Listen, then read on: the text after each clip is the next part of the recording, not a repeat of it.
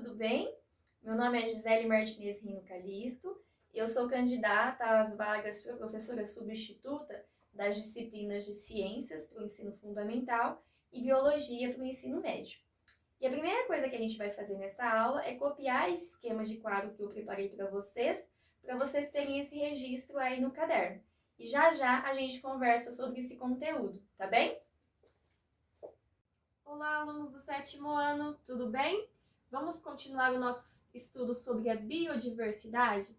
Nós já vimos o reino Monera. Quem está dentro do reino Monera mesmo? As bactérias e as arqueias.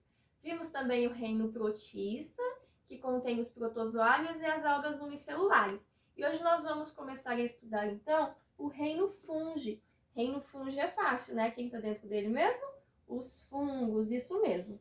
Vamos começar então pelos objetivos da aula de hoje. O que a gente tem que sair dessa aula sabendo?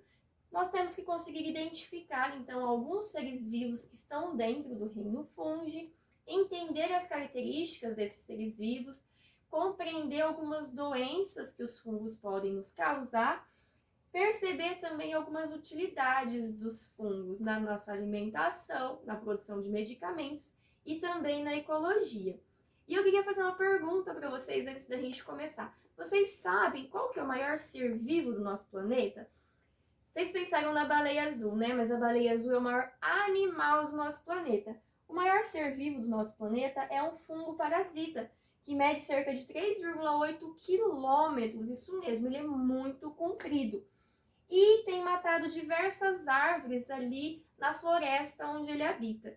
Então, a palavra parasita quer dizer exatamente isso. Ele tem o poder de causar uma doença que chega a matar, então, outros seres vivos, tá? Vamos começar, então, a estudar as características dos fungos. O tipo de célula do fungo, primeiro, né? Que é eucarionte. Lembra lá quando nós vimos os dois tipos de célula que existem? Os procariontes e os eucariontes. Vamos relembrar as características dos eucariontes?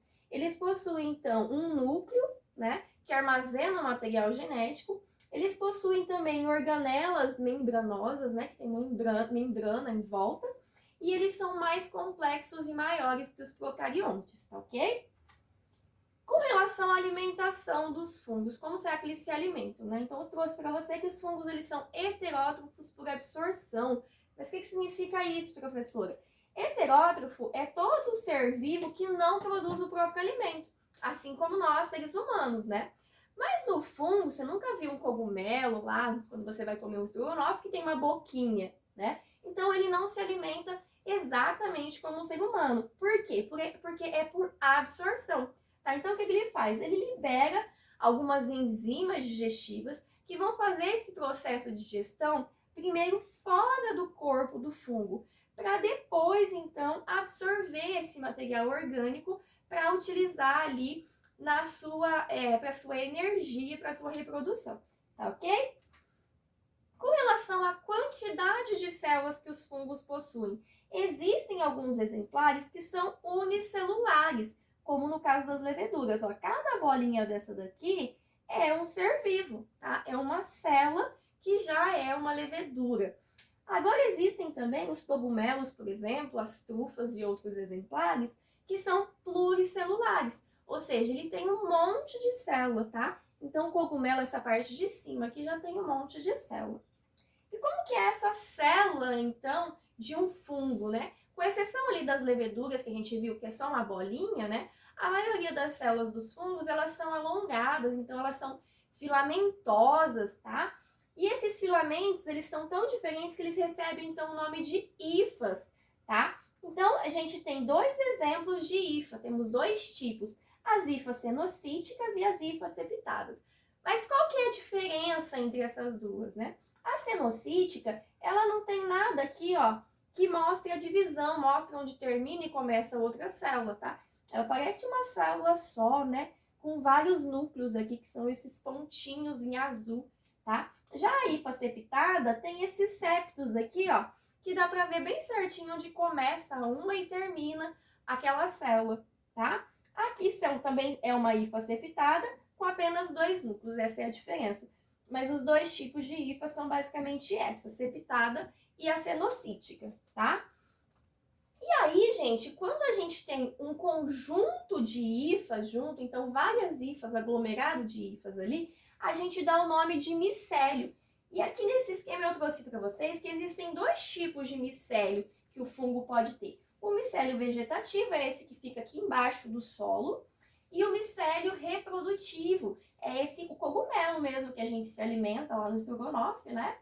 Que fica essa parte que aparece aí nas épocas de chuva e tem uma função específica. Essa parte de cima, ela pode receber tanto o nome de micélio reprodutivo como corpo de frutificação. E qual que é a função, então, do corpo de frutificação, né? Ele tem aqui embaixo, ó, esporos, que são partes bem pequenininhas, que vão, então, ser levadas pelo vento aí, ser germinadas, formar um novo micélio e primeiro o micélio vegetativo para depois o micélio reprodutivo. E esse ciclo continuar para fazer, então, a reprodução, gerar um novo fungo, ok? Vamos começar agora a ver as doenças que alguns fungos podem causar. A primeira que eu trouxe para vocês aqui é a criptococose. Ela também é conhecida como doença do pombo, mas não é bem o pombo que causa essa doença, mas sim os fungos que ficam aí nas excretas do pombo, tá? Ou seja, no cocô mesmo que ele libera.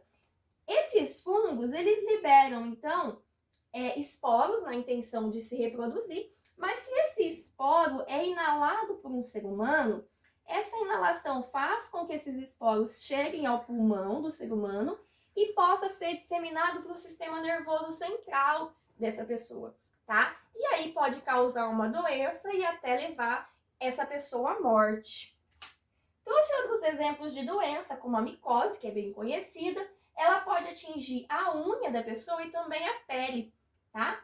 Trouxe o sapinho, né, que dá pra gente ver aqui na língua do bebê, e é por isso que a gente não pode ficar beijando a boquinha de bebê, porque essa doença causa bastante desconforto na hora dele se alimentar ali, tá?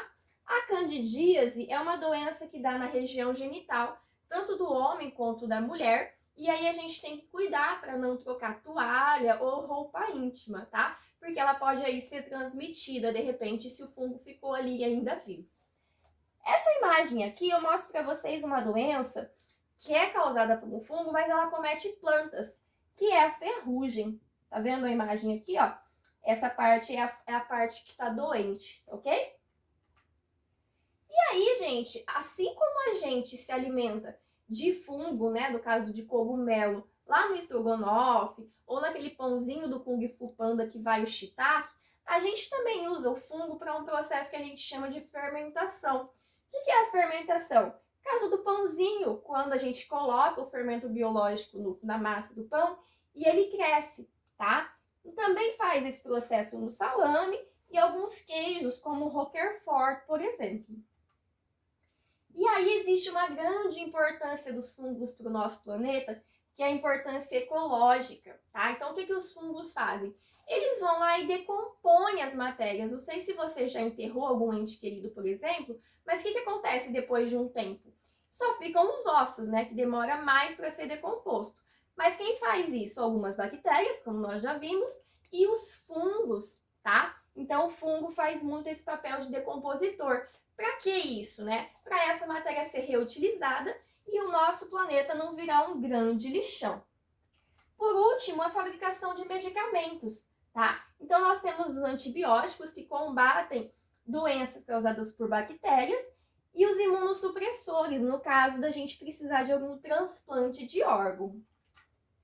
Nós vimos, então, as características gerais, exemplos de fungo, doenças que os fungos podem causar, processo de fermentação na alimentação, a importância ecológica e a importância na medicina.